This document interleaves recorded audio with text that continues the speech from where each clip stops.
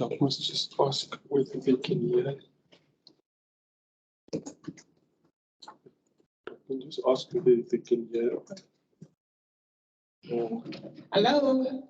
Good afternoon. Those online, can you hear me?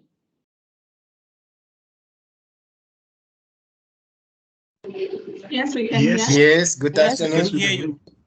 Okay, great. So we are about to start in the next 2 minutes. We're just setting up. Sorry for the delay. It's for its own. That's fine.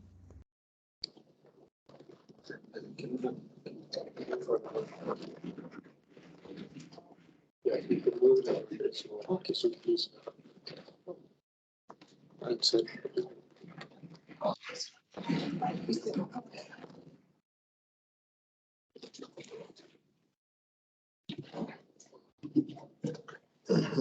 Thank you. So all I need to do just to the mic, can I speak? You can speak from here From because here, yeah. those are the speakers. Okay. Yeah. Okay, welcome once again. I'll give the floor now to Professor Awofolu to take us through the seminar for today. Prof, the floor is yours. How you use your time? We have 2 hours. By 4 o'clock. It should be 4:15. 4:15. Yeah, because of the time. Okay, yeah, because okay, I see 9 minutes. All right. So the floor is yours. Thank you so much.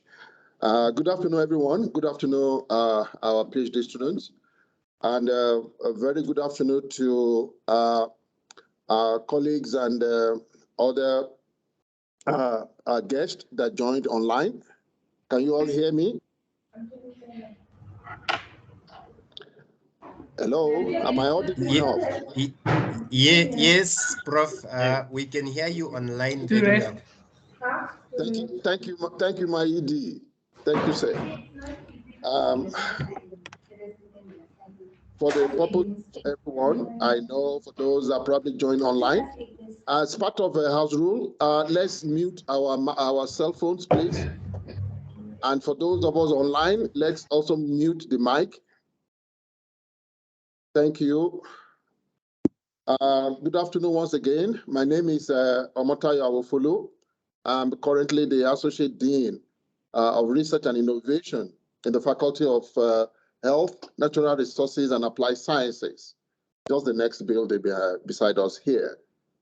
It's a pleasure to welcome everybody and colleagues and other invitees that are also joining online. Thank you so much for joining us. I'll try and keep it short and simple, and also to be relatively interactive as well. In most cases, in terms of due diligence, it will be nice for us to get to know each other quickly. We're not too many in the classroom. I can see 4, 12. Can we start with you, ma'am? Good afternoon. My name is Catherine Grapete. I'm from Botswana. I'm doing now my PhD with the STGS PGS program on surface water interactions. I'm registered with the Department of Engineering. And your supervisor is? My supervisor is Dr. Kedia Mushira. Okay. And the other one is Cosmo Gongondo. Thank you. Hope you have your proposal with you or your research topic. You know it if you don't have your proposal with you, because there will be 1 or 2 interactive sections that we'll be going to have. Go ahead, yes, ma'am. Colleagues, my name is Faith Kutai, and I'm also a recipient of the SGSP. I'm a recipient of the Saskala Award under the SGSP program, and I'm registered with Natural Resources, and my focus is really looking at the water, energy, food nexus and the interlinkages with climate change. And my supervisor is Dr. Tina Moyo, and co-supervisors being Dr. Mahumabi from UWC, University of Cape Town, University of the Western Cape. Okay, thank you. Good afternoon, colleagues. My name is Marian Dela. Yeah, I'm doing PhD computer science, looking at machine learning, blockchain application in smart water systems. My supervisor is Professor Fungai Punchaba and Professor Andreas Hartmann from Germany, also Dr. Ati Kaudani from computer science department. All right, thank you. Okay, good afternoon, everyone. My name is Distant Afida from Botswana. We started a PhD in spatial sciences. My topic is on groundwater and surface water dynamics of Okavango Delta. My first supervisor is Professor Rakesh Kumar. Co-supervisor is Prof Maria Levas, University of Bonn in Germany. Germany, thank you. Quickly. Good afternoon, everyone. Good afternoon. My name is Chimika Tambo from Zambia. My PhD is in informatics. The area I'm dealing with is that smart water system to deal with the water quality using artificial intelligence. Interesting. Supervisor is Dr. Yawa Gloria. Co-supervisor is Professor Lance P. Wonderful, thank you. Yes, lady. No, we start from the edge, then we go this way. Don't push to her. Okay, good afternoon, colleagues. My name is Omotayo from Botswana. Offense. Yes. Okay. So I'm interested in crop production and water resource management. I'm registered under the Natural Resources Department, and my supervisor is Dr. Grace Dangweki and Dr. Vasco Chibadu from Angola. Wonderful, thank you. Yes, ma'am.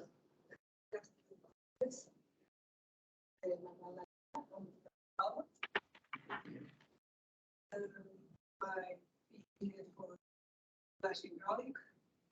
My supervisor is Professor John Samuel and Dr. John Samuel. John Samuel, yes, Professor Samuel. Yes, I know. Yes, sir. Oh, okay, all right. Now let's it's fine. Let's go that way. Go ahead. My name is Maurice Lemay. My PhD is modeling of nitrogen in the phosphate concentration in the Kwandu River, Okavango Zambezi basin. My supervisor is Yuma Amwele, yes. Of South Africa. Okay, thank you. Afternoon. My name is Umbe Wendo from Zambia.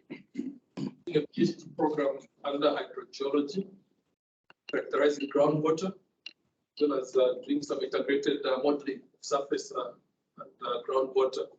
My supervisor is Professor Mapani. My co-supervisor is Professor Adilabu, based in South Africa. Wonderful. Good afternoon, everyone. My name is Shiamba Vet. PhD in engineering. User strategy. Water source management. My supervisor is Dr. S. Chitaro and Chitaro, yes. Lina Folk. Thank you. Last but not the least. My name is Chirima Sydney. Doing my PhD in natural resources. My title of my PhD is assessment of water security using rainfall models. And my internal supervisor is Dr. Croet, and external supervisor is Professor Thomas. Thank you so much, everyone. It's a pleasure to sit in front of you to actually make the presentation, and of course to our other colleagues and guests that are joining online. Like I mentioned, my name is Omotayo Awofolu.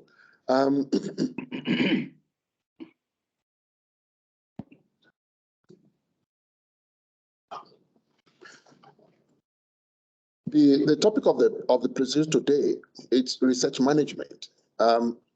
Research management, it's quite broad, but we will be looking at research management from the perspective of your research as a student or as students. Research management or management of research could be from, let's say, an organization. We know several organizations have what they call the R&D department, research and development department, where they conduct research, of course, and they need to manage the research. That is organizational base. Secondly, institution as well, like NUST. We do conduct research, and research is being managed in terms of how the research, are conducted, how they are implemented, the outcome of those research. So, but in this case, the research management is with respect to your studies, to your research, how to manage your research process. And the philosophy behind that is to guide you in terms of how you need to organize your activity. If you register full-time, then you have 3,600 notional hour, 360 credit, 3 years. That's the minimum time, standard in most universities. So how do you manage your time to ensure, navigate, your research activities, research process to ensure that, you reach the coast on time, at the right time? And there are quite a number of activities that you can, of course, do, organize yourself to get to that. Yes, of course, I've also, many of us have actually gone through the journey. So, and there are quite a number of activities that can be proposed. Now, we will look at basically, to start with, it's always good for us to actually, understand what we mean generically by research. Then what do we actually mean by a research student? Who is a research student and who is a graduate student researcher? When we understand those background, then it becomes easier for us to be able to follow in terms of what we need to do. Graduate researcher, okay? You will not compare your level of research with an honor student or a year 3 student. Yeah, they do small research as well, but in terms of the level of expectation, it's quite different. Purpose of conducting research, we look at research management, general overview. Of course, the graduate student research perspective, what is the importance of research management? What are the effective methods of managing research? Those are where we will now be hitting the point. Thank you so much. Thank you, Nick. Research data and research data management, good research data management practices. So these are activities that we will look at.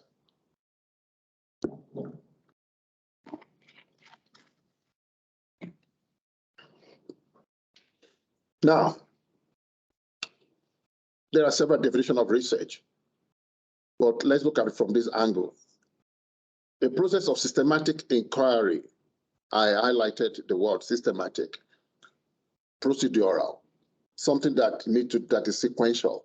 When something is systematic, it's something that, of course, sequential in terms of doing. Firstly, collection of data. It involves collection of data, documentation of critical information, analysis and interpretation of data, information in accordance with suitable methodologies that is set by specific professional field and academic discipline. In terms of, you can see that it's been specific there with the reference to a particular field that you are. The type of research that will be conducted by a natural scientist may be different from a social scientist.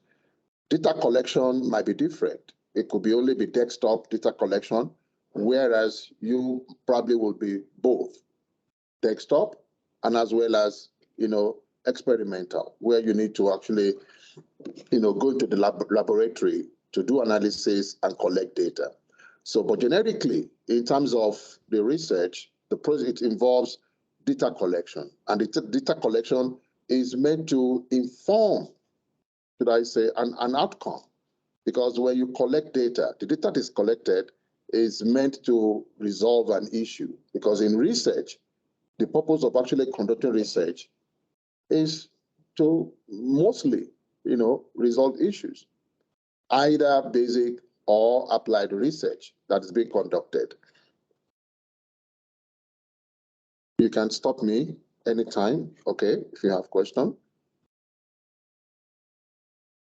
Research can be regarded as the quest for knowledge. When we say quest for knowledge, it's that hunger, that desire, to seek for knowledge. It enhancement comprehension on subject matter. It enhances the comprehension of subject matter, because when you conduct research, it enhances your knowledge on that particular field. For example, you want to conduct research into why is COVID-19 virus, SARS virus, why will it not travel more than, should I say, 9 feet in terms of the spread, or perhaps there may be other factors that enhances. How long does it stay in the environment, like in this confined room? You conduct research into that particular investigation, you generate data, and of course, the data provide information that adds to our knowledge. That is knowledge enhancement. So to reproduce, examine, and extend the scope of previous knowledge, there are quite a number of research that have been conducted, but you may want to, of course, learn more within that particular endeavor. And of course, there are new knowledge, new information are generated. Development of new knowledge, totally new knowledge that it's not here. Currently, we know that mostly in the Western world, they want to leave us here, and they want to go and inhabit another planet. And I think it's Mars that is this, the focus now. So there is serious, massive research that is ongoing in terms of improving the oxygen content, of the planet Mars. Yes, there's a bit of an oxygen there from information and research, but the percentage of that oxygen there is not enough to sustain life.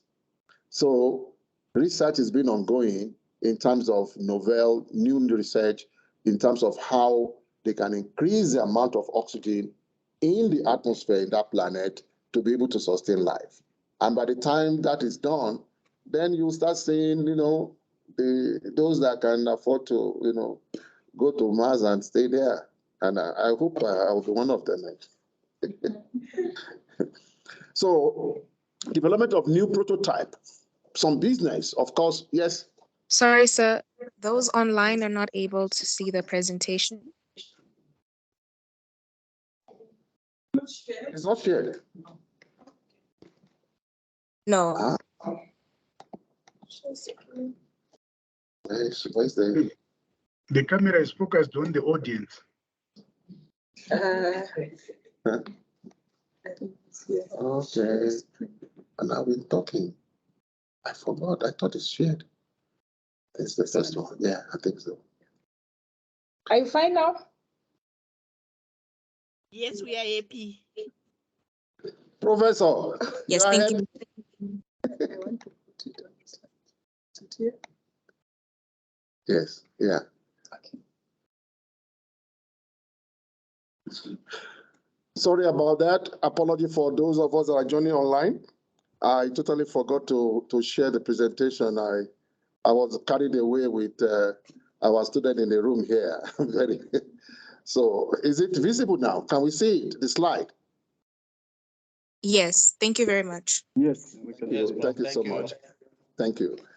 So what we've not missed much is just the first slide that we've just addressed, basically in terms of sharing an overview of research with our PhD student. And of course, we look at it as a process of systematic inquiry, which involves collection of data, documentation, analysis, and so on and so forth. Then we're on the second slide, which of course now we're talking about development of new knowledge. We've spoken about that. Development of new prototypes. There are times when, in terms of research and development, of course, most industries wants to improve their product. They want to actually, become more appealing to the general public. And how do they do that? They conduct research into what, should I say, the public would like, what they would prefer. And once they're able to get information or data in terms of what is appealing to the clients, then they come back and, of course, produce that. Perhaps, it could be in form of products, depending on what the organization is producing. So new prototypes, of course, should I say, development, curative medicines. There are quite some ailments that, of course, it's just, preventative here, or what they call it now. You can just manage them. But of course, there are not yet medication for curative purpose. So there could be research into that.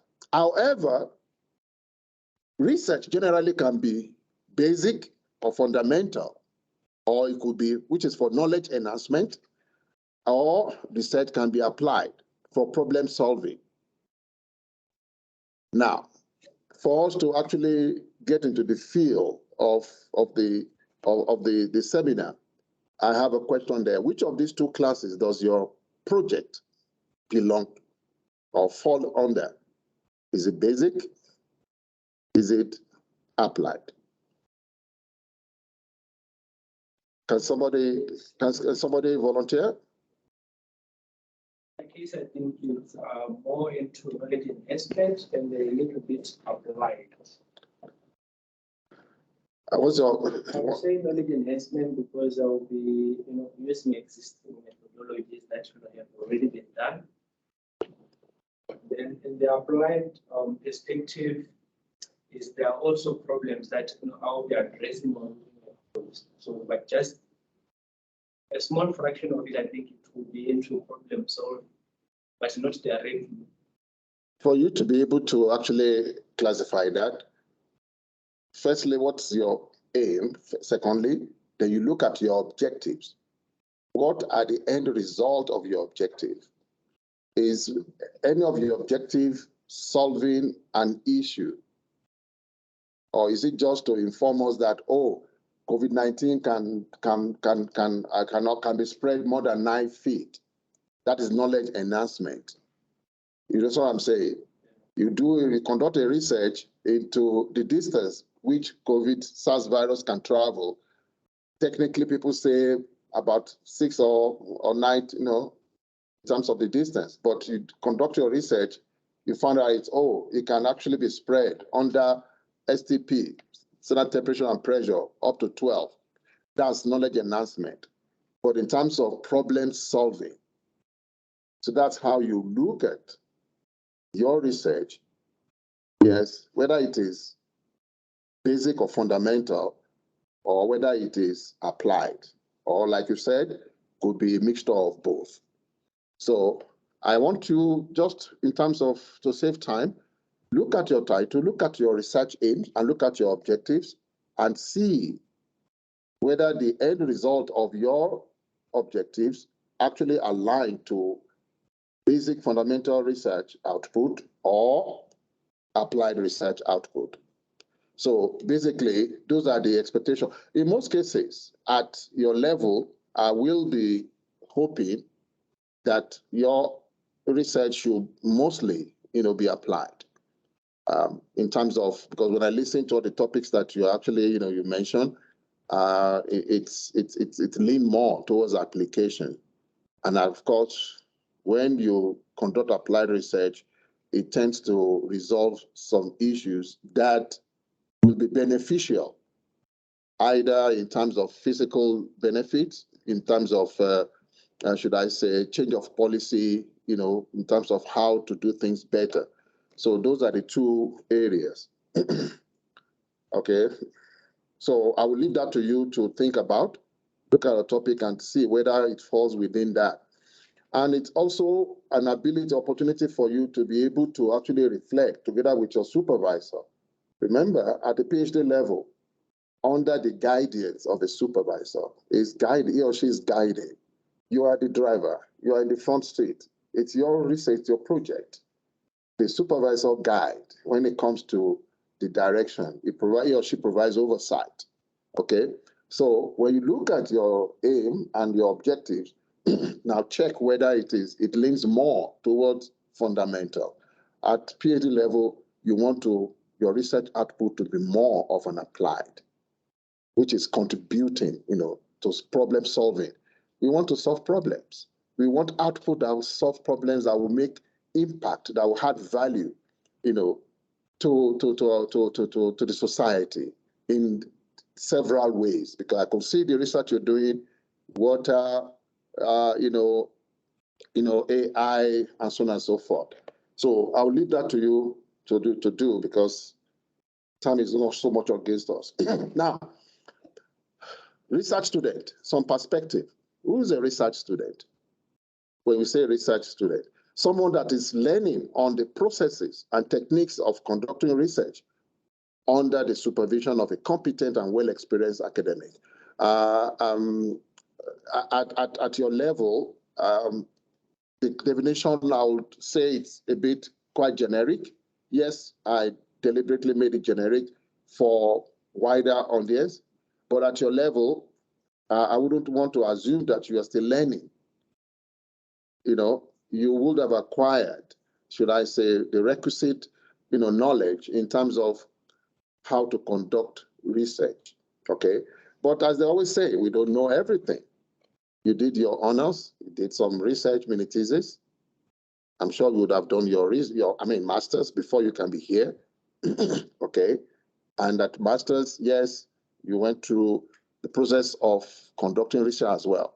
So that's why at the PhD level, if you remember, one of the key words that's usually ascribed to PhD research is that ability to conduct independent research.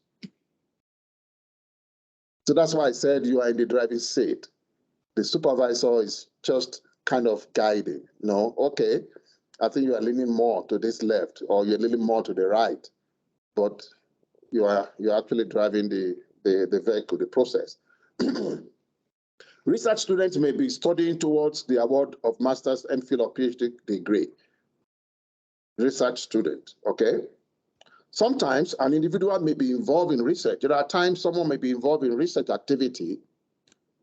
However, that research activity may not necessarily, be leaning towards the award of a qualification or degree, and the person is being guided or is being mentored. So such activity, could also be referred to as capacity development. It's still, student.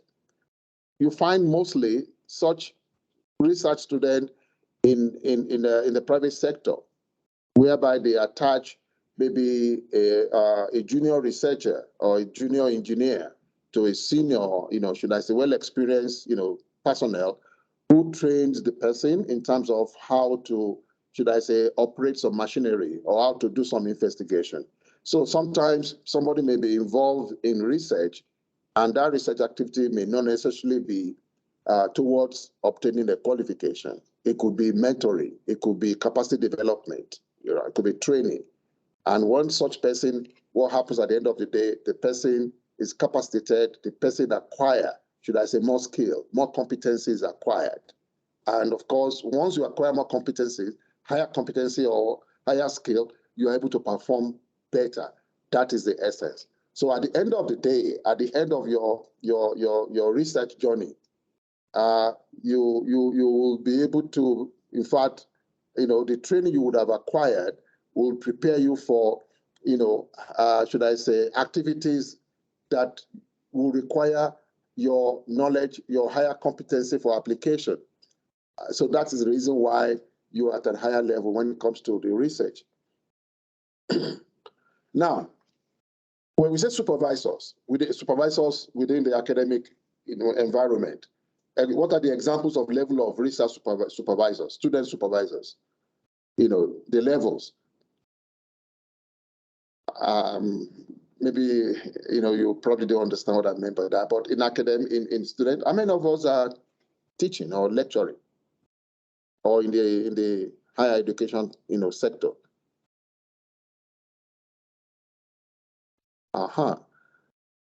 Okay. perhaps the two of you will probably be able to understand what I'm saying, and of course, your other colleagues as well.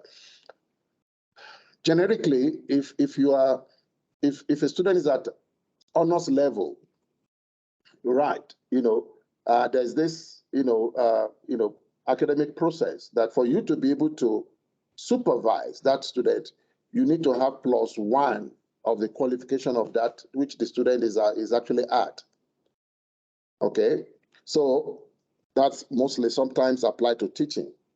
At master's level, yes, some universities allow master's degree holder to supervise master student, probably provided with some proviso in the sense that the person already acquire enough experience in terms of research. Maybe the person has gone through the process of conducting research, publication, and so on and so forth. And the person, of course, can supervise, should I say, master's, student. And some universities still sometimes require such supervisors to have been registered for a PhD. They are also studying towards, acquiring that higher degree. But at PhD level, it's not common for a master's holder to supervise a PhD. Sometimes it's allowed, maybe not necessarily as a main supervisor, maybe as a co-supervisor provided, because and one of the reasons, or some of the reason is that that person possesses, ample technical knowledge, in that particular field. So there's specific, should I say, technical knowledge that that person is bringing into the supervision, into the research process, that will add value. So there are some exceptions or some rare cases where, some supervisors with master's degree do supervise a PhD. Okay. Now, graduate student researcher. More specifically, let's look at it. A graduate student researcher is a graduate student that is conducting research in a specific field. In this case, for example, integrated water resource management. I will hear when you guys are mentioning where your qualifications are registered. Some of you are registered with the Faculty of Engineering, of course, PhD in engineering, and of course, PhD in what do you call it, natural resources. I heard some of you, mentioning that as well. So in a specific field, under the guidance of an appointed or assigned faculty member, the guidance. So people tend to use the word guidance because, like I mentioned, this person is guiding you because you are expected. Because after you've finished, you've actually acquired your qualification. Some people still go further to acquire more competency by, going for what they call postdoctoral research fellowship. And during that period, what you do mostly is you do research. It's like, you sharpen the blade. You sharpen the blade more. Your competency, the enhancement of the skill you have acquired, you sharpen it more during that process of your postdoctoral studies, because what you do basically is research. You conduct research, and of course, you add more knowledge within your field. Sometimes the researcher and all research activities may be supported by external funding agencies or research project within that particular domain. It depends. In your own case, I'm sure the research has been funded, right? All right. So graduate student research training is quite valuable and is quite strategic for the capacitation and generation of skilled and competent cohorts of individuals in specific areas of specialization. That is the basis, in fact, of PhD. Sometimes you find some in certain field, for example, in the financial management or financial sector, an accountant, someone will say, look, what do I need PhD for? I mean, for goodness sake, I can get to whatever level, I've acquired all the level of knowledge that I have. Maybe if I want to go and teach, maybe I'll consider doing a PhD, So, but in certain profession, you need that skill enhancement to be able to make a difference, to be able to actually impact that knowledge, to the upcoming generation, so that you remember, at the end of the day, the training that we do, the knowledge impacting to the upcoming generation is to make sure that these students that we are guiding or training are better than us. The expectation is for you guys to be better than me in terms of, should I say, the competency, in terms of enhancement. That is because it's like when in all this, is it 2x3 relay or 4x4 relay? You expect the person that you gave the baton to do what? To get to the coast, to run faster. You know what I'm saying? To run faster and get to the finish line. And that's how the expectation here is that we impact the knowledge and you guys also improve of what has been provided to be a better person. It takes a process as well. Are we following? Okay.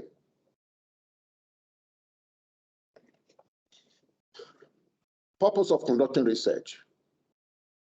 Why do we conduct research? Why do we do it in the first instance? Okay. To identify gaps in the existing body of knowledge. Remember, one of the requirements of your research is either you contribute to an existing knowledge or you come up with totally a new knowledge, which they call novel. And how do you contribute to an existing knowledge? You do that by identifying gaps, some areas that need solution, area within that sector that are required, that need solution, and solution which will add value, to the society, so that we don't do things as usual. That is basically what research is all about. You identify the gap within that particular domain is what now will be the research that you will do. But remember, even after identifying the gap, that's why in science, you don't preempt or prejudge the outcome. Once you apply all the scientific, should I say, technique, standard that is required, the data that you obtain will inform the outcome, will tell you, now, this is what, should I say, the result is all about. It either proves you right, for those in social sciences that use, hypothesis, in terms of, should I say, the research endeavor.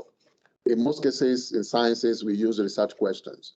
And the research question is linked to the objective, of course, and the data you collect will tell you whether the research questions are right, the question you raised, whether it is yes, it's okay, or it is not.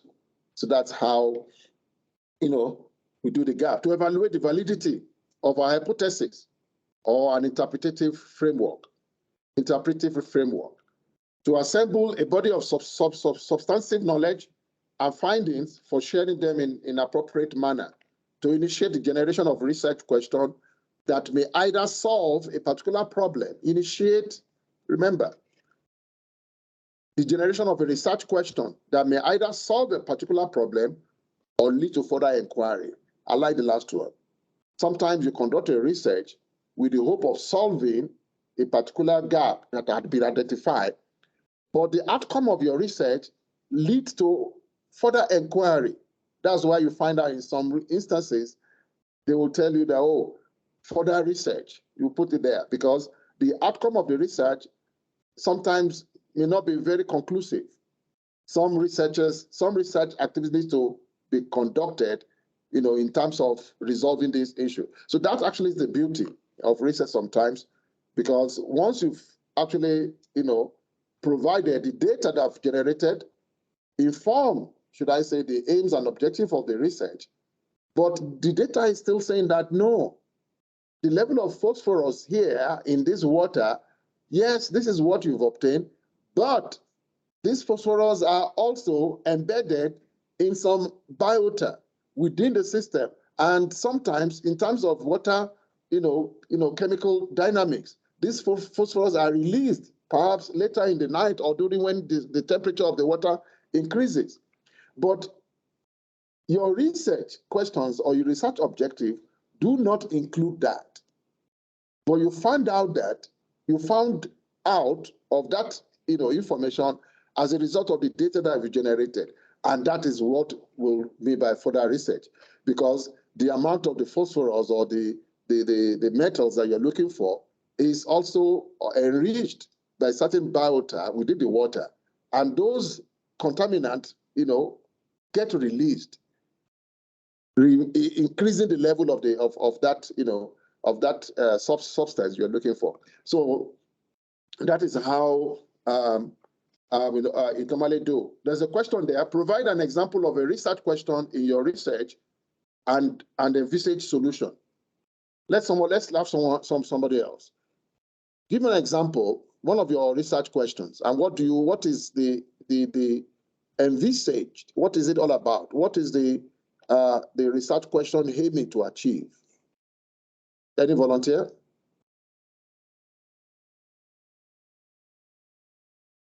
I'm not good at names. I've heard your names, but otherwise we'll start. I'll start pointing now. Yeah, of course, it's allowed in adult education, adult class. I'll start pointing now. So I need just somebody to look at your research question. You don't have your proposal here with you? Anyone with your proposal here, look at your research question of your research and tell us, what, is that question, aiming to achieve the expectation of that question. Because here, remember, I want to link that to the purpose. We're looking at the purpose of conducting research. The purpose, obviously, needs to end up in an outcome, right? So look at one of your research questions. So tell us what is being expected from that research question. If I were you, I'll first of all read my research aim, the aim of my research, then pick one research question. And of course, at PhD level in some other universities, each research questions or objectives of the research is an output, a publication for that. In the Western world, some universities in South Africa does that as well, whereby if you have 5 objectives, each of those objectives is an output. It is an output, a publication. Yeah. So in some universities, it's a combination of your research publications that they put together that forms your thesis. So thesis, of course, in sciences does not have to be, 300. I remember in those days, the bigger the thesis is, this is Baba, But no, your thesis doesn't have to be, it could be 100-page, of course. In terms of there's some minimal expectation, of course. It could, you can't have a PhD thesis of 30, 40 page. The question is, what have you written? What have you done? So let's go back to what we talked about. So in view of time, we're almost 1 hour is approaching. So any volunteer? Yes, give it a try. Tell us the aim of your aim, research aim. The research questions and then. Tell us the aim of your research, and pick one of your research questions and tell us what is expected. You are expected from that outcome. The aim of my research is to develop a lightweight blockchain ensemble machine learning anomaly detection model for smart water metering methods. Okay. So one of the research questions is what are the available machine learning anomaly detection models that can be applied to smart water metering methods. So that's a research question. Yes. Okay, so tell us, what is it, the outcome that's been expected? Okay. So it is desktop research that will provide, should I say, the variables or the different types of, a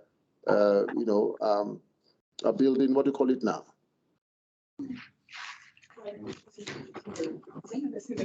That's not applied because you are using the desktop information. It's fundamental. Okay. So at the end of the day, what will be the outcome of that research question? What information are you expecting? quantitative from the traditional. So those information are not available now. They are available. Okay, so it's adding to, should I say, building up to your research. Okay, all right. All right. Any other person that want to volunteer? Oh, come on, you guys are senior students. Don't be shy. This is a practical way of testing yourself. These are good questions that you should be looking at. By now, I'm sure we would have finished your proposal.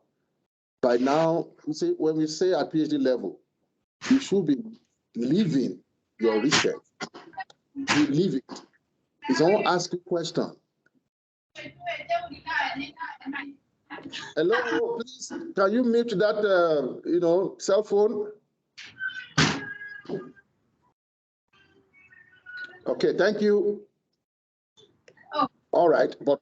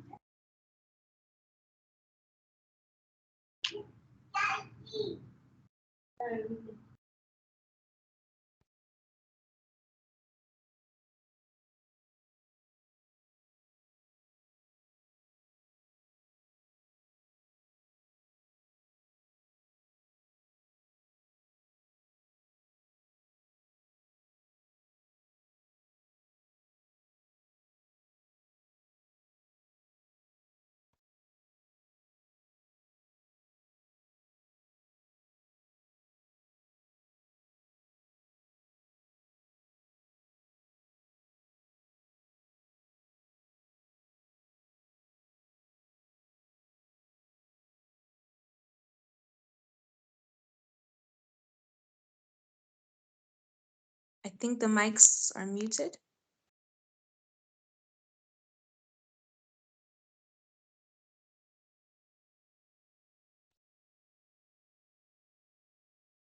Prof, we can't hear you anymore.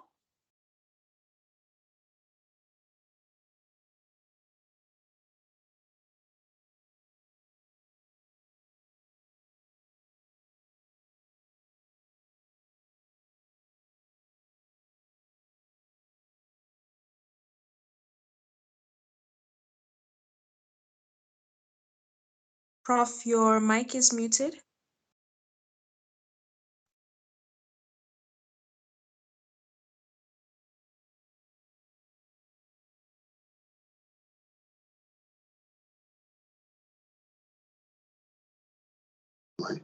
is that it? Hello, are you able to hear us? Hello, can you hear me now? We can hear you Yes, now. we can hear you. Thank you so much. I think I don't know how the mic got muted. Thank you so much, colleagues. So the next point we'll look at is now we go straight right into the research management itself. So if you look at what we have there, you can see the picture that depicts the barcode. On the left-hand side, you see how organized the barcodes, how they organized they are. On the left, you can see the disorganization of the barcode. So that is basically, I put that there to mirror the philosophy behind research management, behind study for your PhD. If your PhD activity lean towards the barcode on the left, then you're on the right track. If your activity for your study is leaning towards the right, you look at it, then you are not on the right path. Because, like I mentioned, the PhD program, if you register full-time, is 3 years. How do you plan? What is your plan to get to the coast within your activities, the activities that are required of you to do. So if your activities lean towards the barcode on the right, then I think that will be a problem. Of course, getting to the shore will not be assured in 3 years. Okay, let's get going.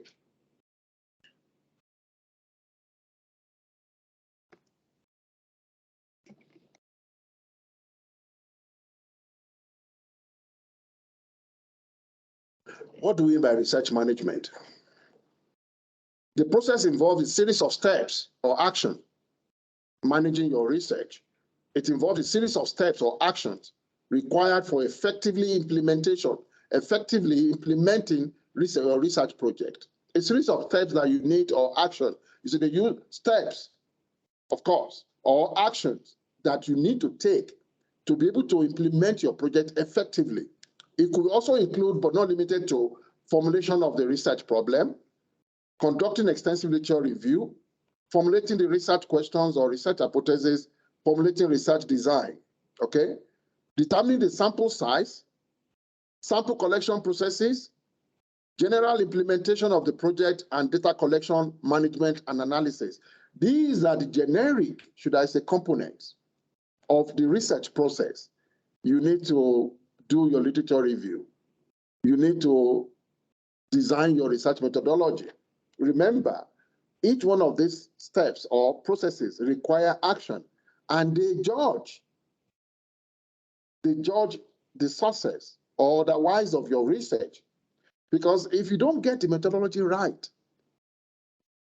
then you come back, because it's like, you know, somebody who does not probably calibrate the compass, you know, and just went on to the sea, and in the middle of the sea, this compass is malfunctioning. What is going? Oh, you did not calibrate it. The calibrating instrument is at the base. What happens? You turn back, because you cannot go further with faulty compass. You have to turn back to calibrate. So the same thing with the research. If you don't get certain step right, then you will have to probably, you know, have to redo it. That's when title needs to be changed or methodology needs to be changed. So these are processes that, of course, you know, that epitomizes, should I say, your organization of research process. Now, when we talk of research management from graduate student research perspective, from your perspective, what do we mean? The one we the other slide, the previous slide is generic. Of course, applicable also to you, but it's generic. But in terms of graduate student research, what do we mean? One of the most important tools in research management is research plan. That is the compass that I'm talking about, the research plan. Or research protocol. It's a must-have. You just have to have a plan. If you don't have a plan, how do they say that saying? If you don't plan to fail, you fail to plan. You know, I can't even. So with your research, if it's the beginning of failure, it's the beginning of disorganization.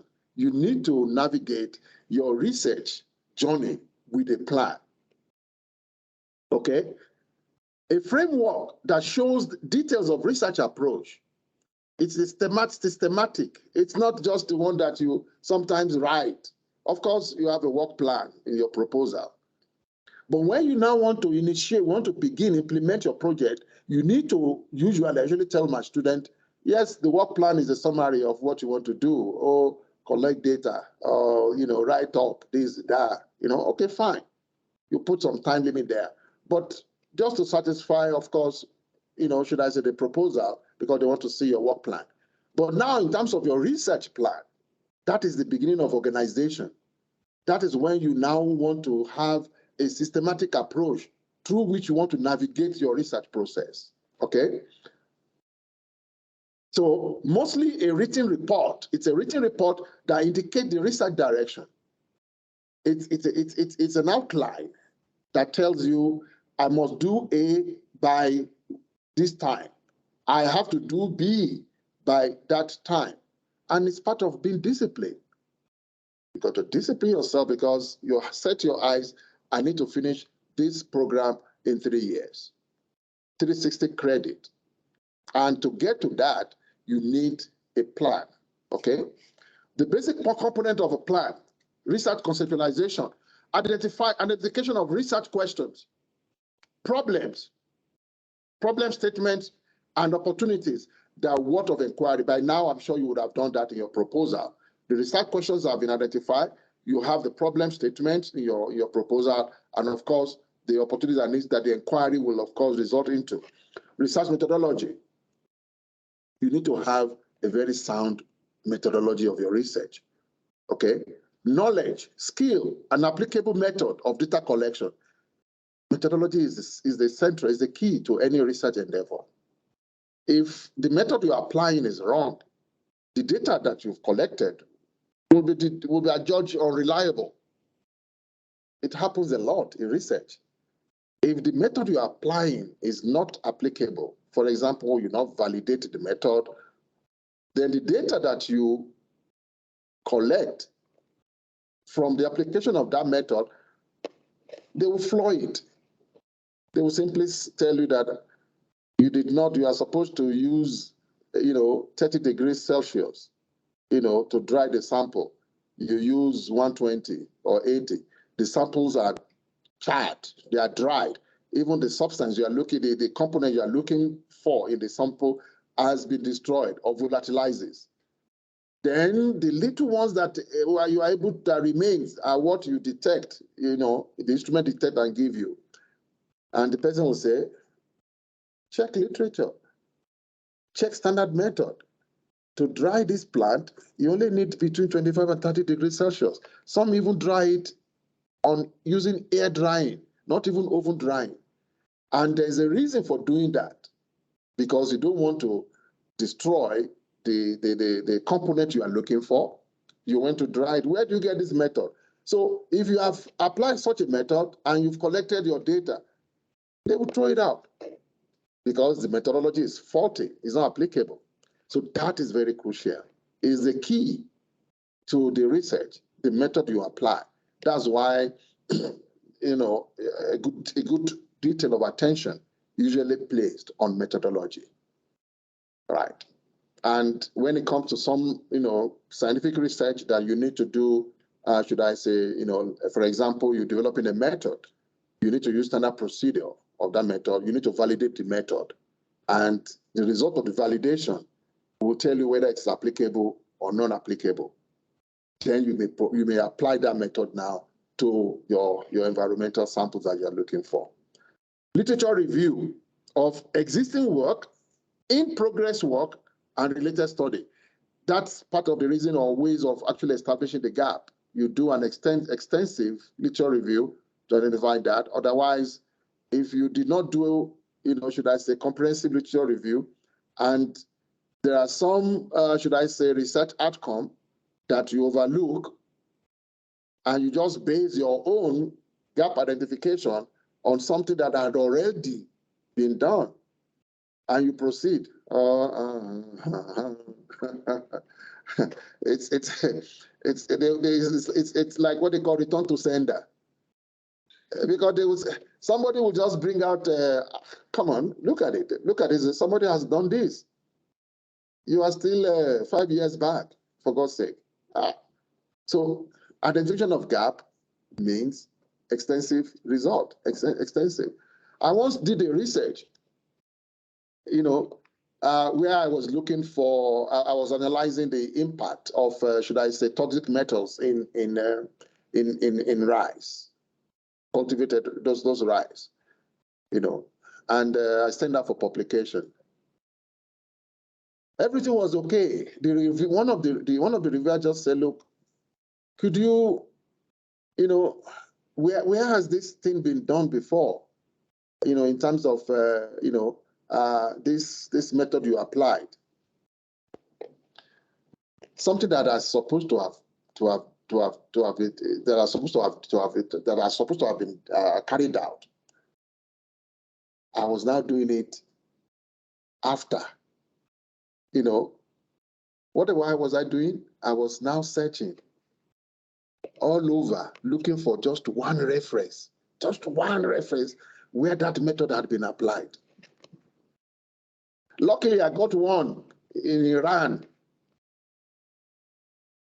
That was what saved that endeavor. Otherwise, they would have told it, sorry, I searched everywhere, including all the databases. I couldn't find. Luckily, I don't know, I spent a lot of time. So that's why it's good to really, it's sacrifice. Search everywhere. Even, now that we're in the age of technology, communication, this one speaks to the presentation to the audience with proof of evidence of your inquiry. Have you presented your proposal? Not yet. Okay.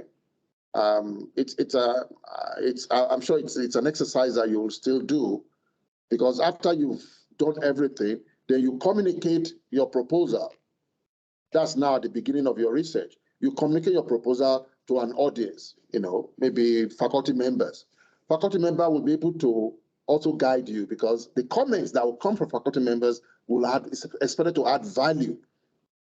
What you see or what you don't see, and even what your supervisor don't see, other people may see it. And they will just point it out, oh, why don't you look at this? Have you looked at that? And that's basically what is expected to add value to you, because at the end of the day, when you are defending, when you are doing your fiver of your thesis, somebody will ask that question, or somebody else may ask that question, then you are prepared to reply, to respond. So that is the reason why it's important for you to present to communicate your work to the audience. Importance of research management plan. This is the plan that we're talking about now. What is the value of having a plan, a research plan? A plan that will navigate you, that will become your compass in terms of how your journey towards your PhD study. The plan helps to identify and define your research focus. That's number one. Number two, a well-articulated and applicable research method. A plan should contain a well-articulated method, applicable. Remember, I just spoke about method now, the importance or the centrality of the method. Okay? Clear goals and research objectives are deduced. That is what your plan helps you to actually come up with. The clear goals. The goals, they say keep your eyes on the ball. The goals and, of course, the objective you intend to achieve. Outline of research project from inception to completion are well defined. If you have, should I say, well, what you are starting with, that is an inception, and what you'll be doing at the end of your research project. So, although I'm part of those that believe that nothing is cast in stone, your research plan can be revised, and the revision of a research plan could be as a result of several factors. Maybe the reagent that you intend to use is not available.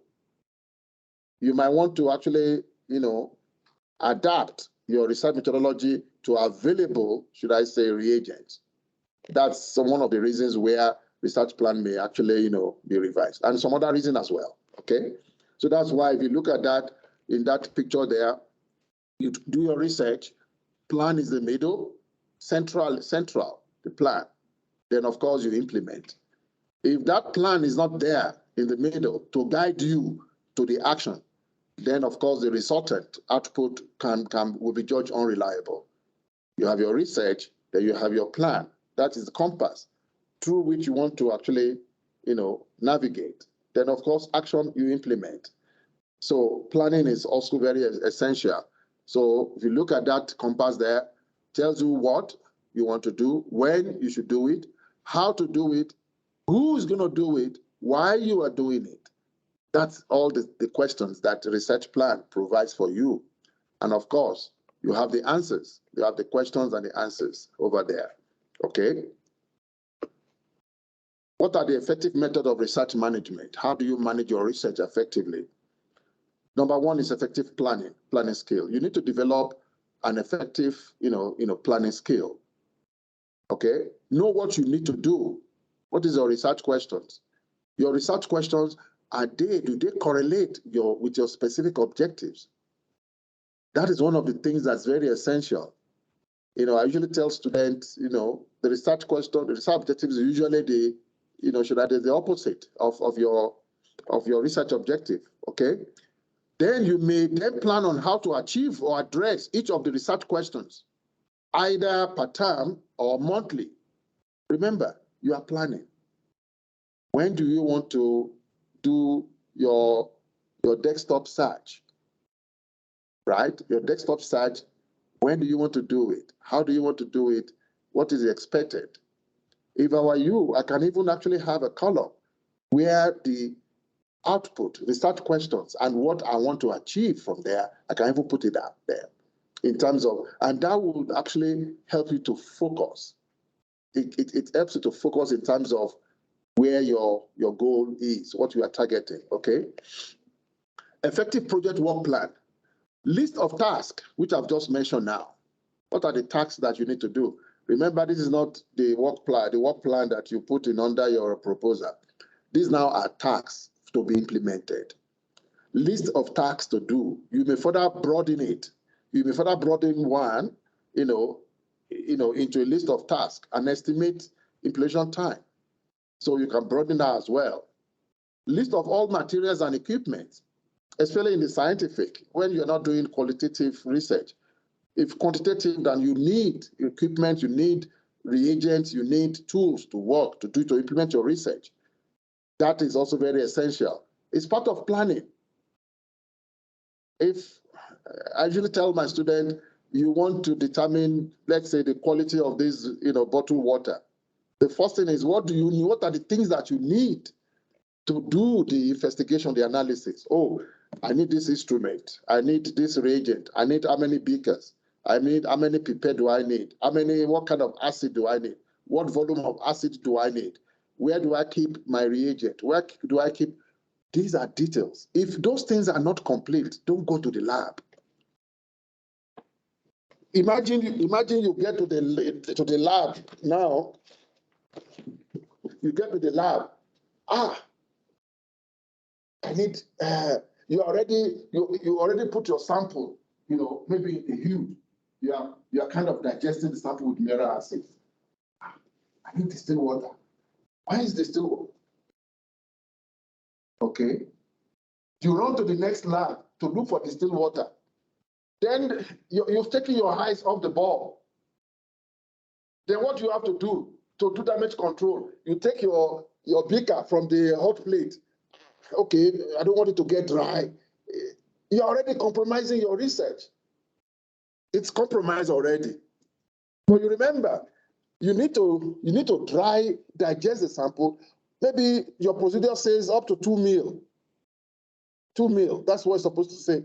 But you are looking for distilled water. My filter paper is finished. Hello? That is part of planning, research management. Everything that you need must be on the table. So you itemize them. Filter paper, what size? You tick them. I've gotten this one. Distilled water is available. Wash bottle, everything is available. What you need, that is where you now go into the planning. Because, in fact, you even set everything sequentially as if you are doing surgery. Like doctors, you see those scalpel blades. Before someone, those surgeons, everything they need. Remember, it will not. The surgeon will not even look at the nurse. It will just say scalpel. Please, everything is there. Rotameter, the nurse gives to him. This instrument, everything is there already. There is no room for No room for So together with the same thing with your work, plan everything sequentially, prepare everything before you even. Otherwise, you will compromise your research, your process. It's part of adequate management. Okay. Project work plan. Okay, we've done the list of material equipment. We've done that. Identify your research activity. You need to have a tick-off. Yes. You need to have a tick-off, right? Have a list. when I was doing my PhD. You see those A4 hardcover book, that hardcover A4 book, that's my notebook. I record everything. Even the date, when I get to the lab, I write the date of, the activities that you do. You keep record. It's always very important. Then, because of today, I want to do digestion of acid. You take it off. This one is done. Okay? Regular attendance of research seminars. Research seminars attendance, especially in areas of study or related studies, helps in widening your scope and capacity. It's important to always look out for seminars that are within your field. It helps when you listen to those seminars, just like this one now, it's about 2 hours maximum. It helps to widen, you gain knowledge. They always say knowledge is lost. You don't lose anything that has to do with knowledge. Rather you gain. The only thing that's required of you is your time to sit and listen. So try and look out for seminars. It helps a lot. Action, global issue, ideas, planning, growth, everything that has to do with knowledge. That's why I said look for seminars that are within your field. Even those that are even social sciences, you don't lose. Okay? Work with peers. It's always good to work with your peers as well. Fellow students, individuals, or in group, it helps in widening your knowledge scope as well. It's because your peer may have an idea of how to, implement certain things, or the view that you have, may be superior to his own. And when you share such information, that's when, in terms of objectivity, I never realized that. But that will never come if you don't interact with peers. Interact, tell them what you are doing. If you have challenges, I have a challenge with respect to this particular process. What do you think? The suggestion of your peer may help you to resolve. Of course, your supervisor is there to guide you, but notwithstanding, it doesn't do any harm to interact with your peers.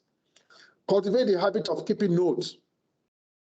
A trait of being organized. It's a state of being organized when you keep notes. In my bag here, I have my diary. When something comes up to this head, of course, there are still a lot of space on you guys' head, so you might think that it's not necessary to write it down. No, don't think because age is those older people, they forget. Okay, yeah, maybe there will be some level of truth there, but organization means keeping notes.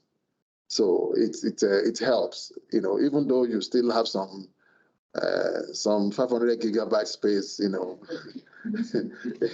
here, or 1 terabyte, but keeping notes, it's, you guys, I'm sure, forgetting something, it happens to us all. And if you don't write it down and you can't remember, you may not recollect.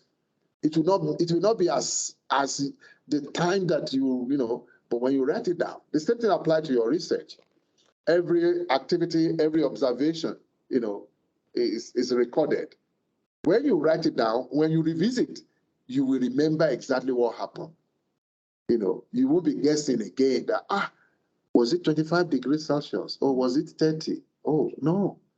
But when you write it down at that point in time, you will even remember the event that led to that particular activity. So it's always good. You can see that guy even right under the ocean, he's still writing.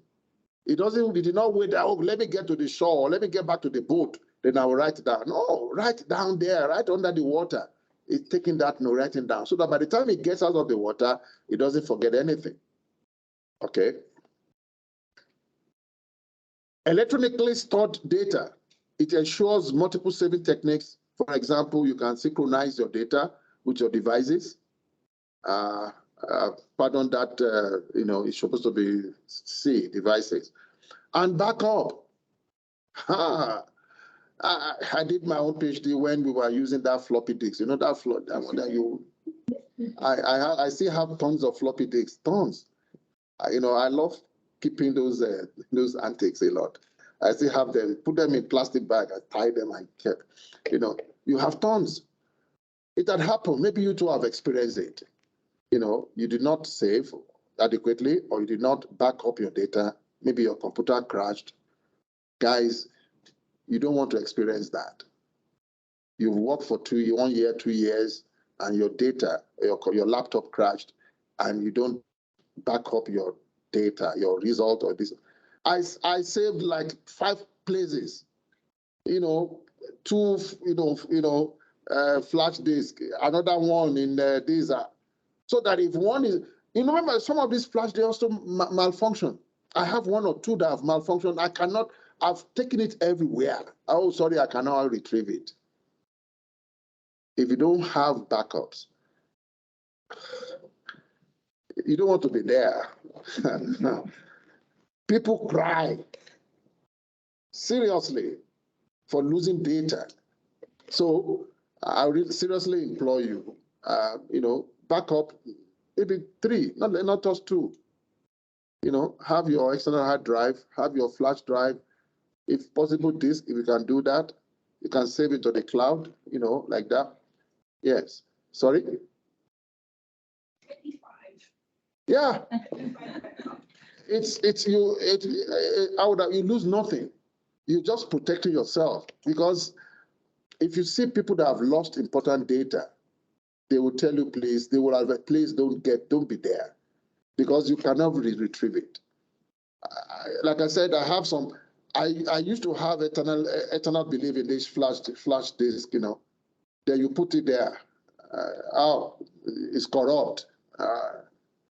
You try another laptop.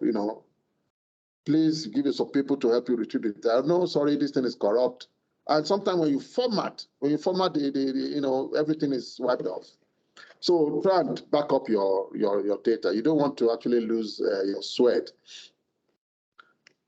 Time management, very effective. I remember before we start the seminar, somebody mentioned time management. That's why I reacted. That's one of the things we're going to talk about.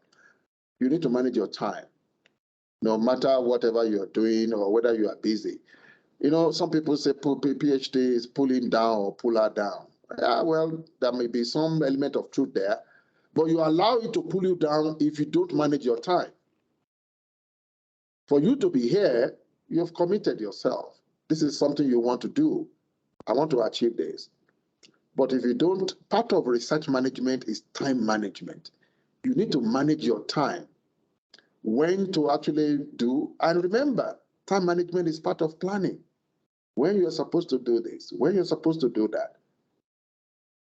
In terms of your research proposal now, do you have a list of all what you required for your research project now? Do you have a list of your required, things that you require? To detail, including transport. Don't wait for your supervisor to spoon feed you that, it's my supervisor, he organized that. You provide a list of what is going to work for you, then give it to your supervisor. Remember, the supervisor is guiding. You are on the driving seat. List of the materials that you need to implement your project. Yes, you have in your proposal. You take your proposal and you write it out. You itemize it. That's part of being organized. And time, time, it waits for nobody. In fact, it's, whatever we've done today, by tomorrow is another time. So time is very important. Research has shown that effective time management is highly related to the academic performance. Research shows that effective time management is related or correlated. In fact, I want to even change it to direct proportionality. But if I say research time is directly proportional to academic performance, somebody will say, what is your proof? Okay, I'm just trying to say the importance that is directly proportional. Direct proportionality will require me to do experiment and prove it. But for here, it's basically, it's highly related. Related is relative time, okay? But it still shows that it's important. All right. So successful students are good time managers. How many of us are good time managers here? Would you say you are a good time manager? Let's be open. Do you manage your time properly? Ah, moment of truth. I didn't see any hands up. I like that. No, it's true. Absolutely. I like that. But we can always try. Start from somewhere. Start from, in fact, including all our daily activities. If I finish here now, I know my next task. I know my next, if I open where's my bag? You'll see my diary. I write down everything that I want to do today. And I take off. Those that I've been able to achieve, which is part of this seminar, is one of them. I take off. Those I'm not able to, maybe due to one factor or the other, I carry over. But I note it. It must be done. That's how you manage your time. Okay. You see, it's important. Time management, it is very crucial. Okay. Content, information, and figures value used to support research outcome and as evidence of the research process. Research data management is the active organization and maintenance of data throughout the research cycle to ensure its security, accessibility, usability, and integrity. It's very important because we're now talking about your data management. It is part of being organized. If you don't organize your data properly, if you don't store them properly, remember, we're talking of this level 10, PhD. And when you start writing up, that's when you will appreciate the importance of being organized, having a plan. Because it has happened to me. There's something that I was, writing up, I had to revisit, something that is very important in my discussion, which I did not have. I had to go back to the lab. It was very painful, but I learned a very big lesson there. So make sure you organize your data, and of course you manage it appropriately. Extremely crucial to ensure the safety and security of data generated. If you don't, and of course, remember, you need to protect your data very well. And when you, of course, store them and keep them, you remember, depending on the nature of research you are conducting. If your research, yes, is funded, primarily the copyright belongs to NUST, except if there's an agreement between NUST and the funding organization. If your research output has commercial value, you don't want your sweat for 3 years. Somebody just, happen to have access to your data and they steal it. They commercialize it. You don't have any proof. So it's important to guide your result seriously. And of course, confidentiality. If you are actually conducting a research that you've entered into confidential agreement. I conducted a project with one of our industries here where I had to sign a non-disclosure agreement with them. And part of the non-disclosure is that I may not publish the data because the data has serious implication on the organization, seriously. If I want to publish now, I need to get their consent. I need to send the report. They need to approve it. They will look at it and see, okay, the information in this manuscript is not likely to, impact negatively on us. Because if you publish and somebody who had been hurt, aha, this is the evidence I've been looking for, I'm going to sue you. They don't want to do that. So confidentiality is also very important when you conduct research that require, or that has that confidentiality clause. You need to protect your data very well, especially in this age of technology, where accessibility is, some guys or some people that are quite, they can manipulate and of course get access to your data. So furthermore, in terms of good research data management practices, you save your raw data in original format, back up your data. Number 2, describe your data in terms of how you saved it, and of course, process your data. Make sure that you have a very sound process of your data. These are the references.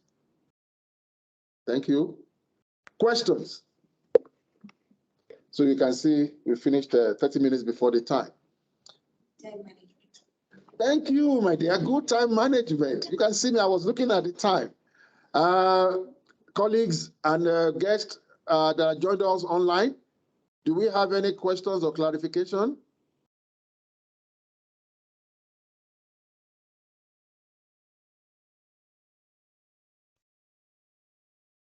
Hello, can you hear me?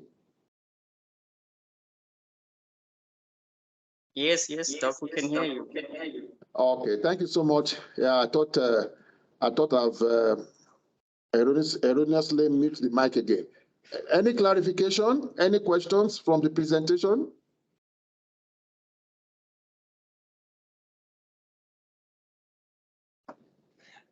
There's someone online. Oh, I'm not able to. Okay. So far, so good.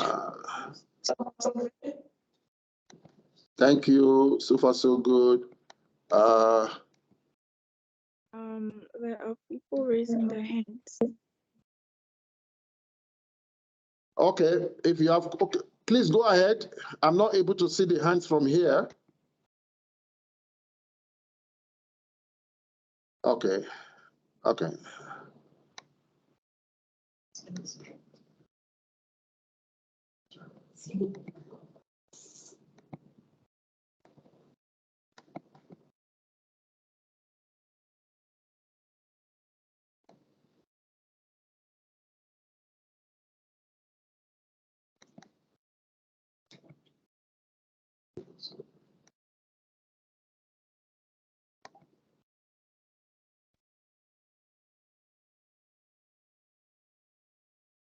Still not able to see.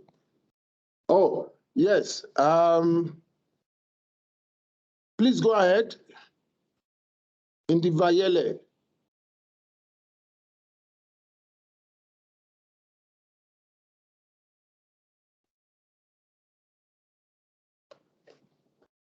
Go ahead. Can you hear me? Ndeshi.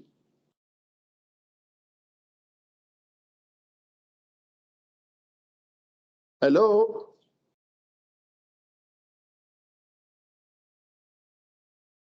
Ndeshi, can you hear me? Your mic is muted.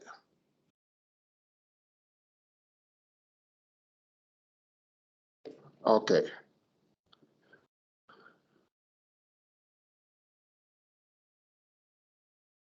Any other question from you guys? I don't think Ndeshi is probably. Okay, go ahead, Mr. Candidates.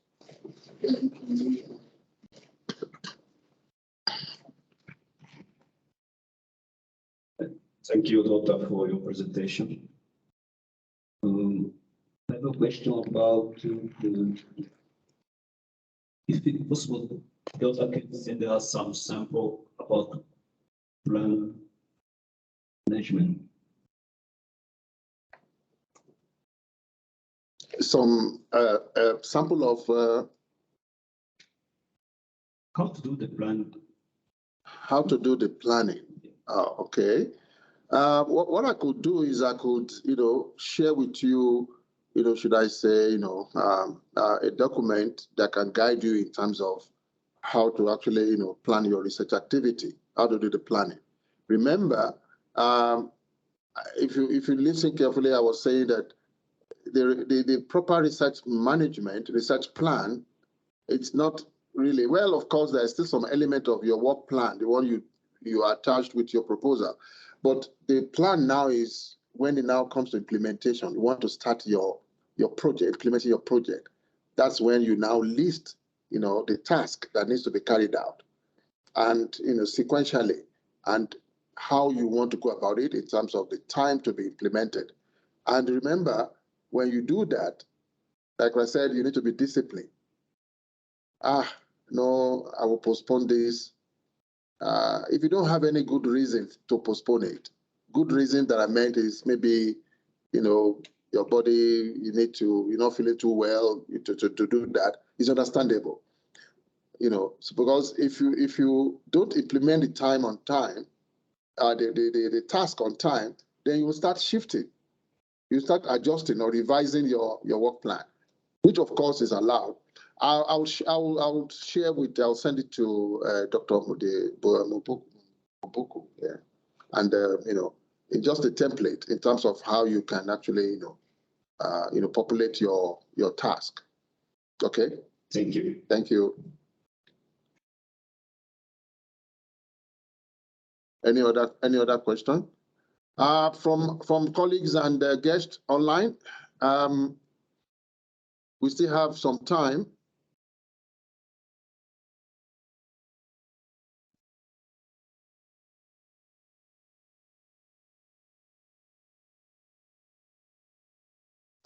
Okay.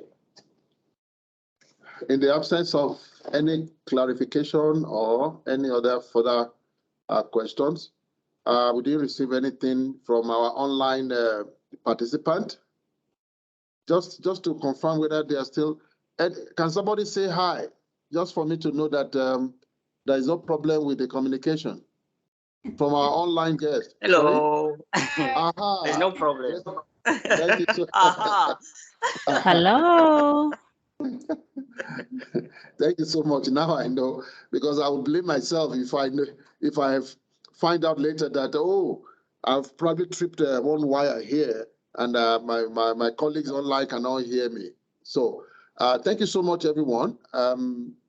Yes. Maybe not really. Maybe not directly pertinent to the presentation, but just to the person as a whole, as an individual. Like, what would you recommend to keep the levels up, like to keep the discipline? It's fine and good to say it, but then we're human and life will take its course at some point. What has also kept you like in the good spirits so that you like stay focused and sail to the coast? Thanks. Thank you so much. Thank you so much for that question. I like that question because, like what she mentioned, we are all human.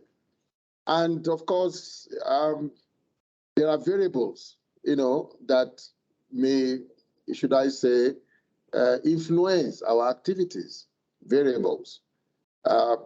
Especially if, for example, you're married, you are a mother, you are, you're a worker, working, or you need to earn as well, not full-time and all those things. I'm just giving an example of variables, that could impact, in terms of proper planning and adhering to the plan. Personally, for me, what kept me going, because of course, there were some of those variables that applied to me as well when I was doing my PhD. There's something that kept me going. It was identify the urge. I came to do my PhD in South Africa, and based on certain factors, I told myself, failure is an option. If I don't finish this PhD, I might as well stay here. I'm not going on. So the passion of, firstly, why am I doing this PhD? For me, there was something that made me to leave my primary home to go to another place to do that. And then failure is not an option. No. So that was keeping me going personally. and keeping me going, and the urge to finish on time as well, because, oh, I left my kid. My goodness, I've not seen him in 1 year, that kind of a thing. So there are certain factors. So you need to look at yourself in terms of what is my passion? What is this thing that is urging me to come and actually make this sacrifice? Remember, sacrifice. Something would want to make, to sacrifice some comfort, some convenience to come and pursue this degree. For me, that would be the first thing that I would recommend, I would use. Always think about that. That's number one. Secondly is what is it that, what are the value that, I'm sure for now you know that, if I complete this PhD, this is what I want to do with it. If you're already working, maybe it will enhance your status, your position, your organization, or maybe you want to, chart another course, you're looking at another area or sector. So that also should also keep you going that, look, if I don't do this, then I won't be able to do that. I won't be able to get this. That's another thing that keeps, if I don't have a PhD there, of course, I can't go back and teach. That's why I say failure is not an option. So those are some of the things personally that you need to look at. Something must be actually making you to get up. It's tough. I wouldn't lie to you. It's tough. One of my PhD just suspended, the project. I need to recollect. I need to get myself mentally. Now I'm suspending for 1 semester. I'll register again. Things like that happen. Maybe it's too much. Maybe it's, something like that. But it's always good to, when you've already put your leg in the water, I won't take these 2 legs from this water if I don't finish this. Psych yourself. Yeah, that's always very important. And part of it, even that's not enough. You psych yourself, you do all those things. But if you don't have a compass of how to get there, if you don't manage your time, if you don't plan, no matter how much you psych yourself, you will not get there. You plan. It's that urge that will make you wake up in the morning. I need to do this. I need to finalize this. Milestone. You count your milestone. What have I achieved? And the closer you get, it's just like, I will tell myself, I really suffer with this PhD. But you know what? When I was walking to the graduation hall with my gown and my hood, I forgot all those suffer, all those things. I didn't even remember them. When I was walking in the morning, marching, I could still remember. I was very proud of myself. Yes, yes. in my yellow chart, I was floating on water. I've finished. It's an accomplishment. So put your mind towards that. And of course, you will get there by God's grace. Any other question? All right. Thank you, everyone. Thanks for listening. To our colleagues and guests online, thank you so much for being part of this seminar. I'm sure, we've taken 1 or 2, should I say, information away from this conversation. And like I mentioned, no knowledge is lost or wasted. I thank you on behalf of Dr. Mabuku and Ms. Reni Muyai, the organizers. Thank you so much, everyone, for your time, for listening. It's well appreciated. Goodbye. God bless. Thank you. Thank you so much, Doctor. Thank you. Thank you, everyone. Wonderful. Thank you, ma'am. Let me just There's no time for Thank you very much, Prof. Thank you, sis. Thank you. Wonderful. I appreciate you, everyone. Thank you, Prof, for your stimulating presentation. I hope we have picked 1 or 2, 3 things that we can possibly relate to and improve where we feel we are lacking. So that was quite useful to have such a presentation, which is at least on the management side, not the technicalities of our individual researches. Thank you so much. We appreciate it. Thank you. Thank you so much. And if there's any other further questions or clarification that you need, you can contact Dr. Mapokush. My office is just beside this building here. I'm in Health and Applied Sciences there. So feel free to knock on my door or send me an email if you cannot come physically, okay? All right. Thank you. That's great. Boom.